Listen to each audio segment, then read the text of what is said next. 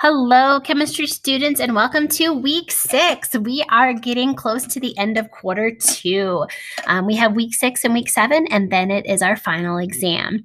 So for this week, we're starting on Tuesday, December 1st. So let me take you to your pacing guide, which is the place to start for everything. Hopefully you had a wonderful Thanksgiving week. I hope that your break was restful and that you are feeling ready to tackle these last couple weeks together. Alrighty, so today, December 1st, we of course have our virtual class at 11 and 12:30. Your first set of things to do for this week is to take some notes on periodic trends.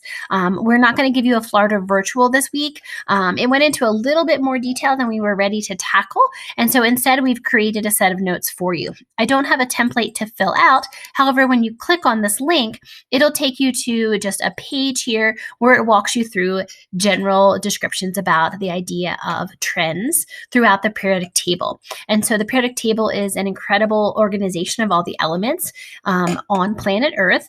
And we're going to walk through and look at the impact of electrons and protons and how that impacts 3 specific trends. So we're going to be looking at the trends of electronegativity, ionization energy, and atomic radius. Now, those seem like big words, but they make a lot more sense as we walk through each one, okay? So with electronegativity, as you scroll down, you will see your periodic table, and then you will see the trend. And trends are basically as I move from left to right across the periodic table, am I increasing or decreasing? As I move down the periodic table, am I increasing or decreasing? And so we walk through these 3 different descriptions, which we will talk about in great detail during our virtual class. So again, electronegativity is the first one. The second is what's called ionization energy, or the energy needed to make an ion. And then finally, atomic radius, which is basically the distance from the nucleus to those outermost electrons. So we'll be looking at those trends. Please take some notes and write down the big main ideas from both this sheet as well as what we will work through in class on Tuesday. Going back to our module and specifically our pacing guide, there's nothing to turn in for those notes. That is just for you, and because you're going to apply all of that through Wednesday, Thursday, Friday, and Monday.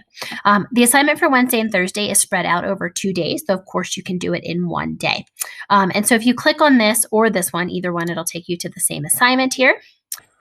When you click on your apply assignment for periodic trends, it's going to appear like a quiz, but everything is actually built inside of it. And so if I click on take the quiz, what you're going to see here is a couple of different questions. The first set of questions are the 3 different trends that you're going to be working on. So if you click here, this will take you a video that walks you through how to actually make this graph. If you're already comfortable with that from some of our previous modules, please feel free to go ahead and just complete it without having to watch that. In your first graph, you're going to be doing electronegativity versus the atomic number. So you'll see your atomic number here, 1 through 20, and then the value for electronegativity here. Okay. Once you create that graph, you're going to take a screenshot of it and actually submit it. So when you go to upload, choose a file. This happens to be all my images, but you will go to wherever that place may be. Okay. So you'll upload that file. You'll do the same thing for question 2 and 3. Again, these are all 3 separate graphs, one for each of the trends we're talking about. Questions 4 all the way down through question question 18 are an examination of those trends. So you'll be looking at the trend and noticing if it increases, decreases, which is smaller, which is larger, etc. And then finally, question 19 is whether or not you've completed it on time. Okay, so that is your apply assignment. We've built it over 2 days because it is a little bit meatier of an assignment and we wanted you to have sufficient time to complete that. All right, as we go back to our modules, and I go down to week 6, clicking on my pacing guide. So we've talked about our notes on Tuesday, our apply assignment on Wednesday and Thursday.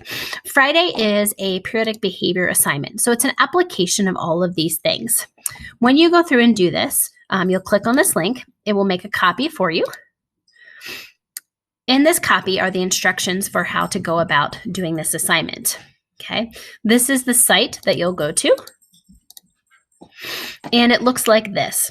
And basically, you're going to walk through 6 different sets, and you're going to fill these in and take a screenshot for each one.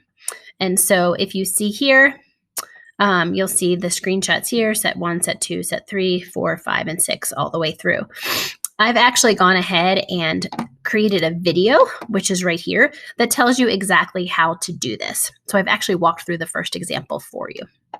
Okay. All right.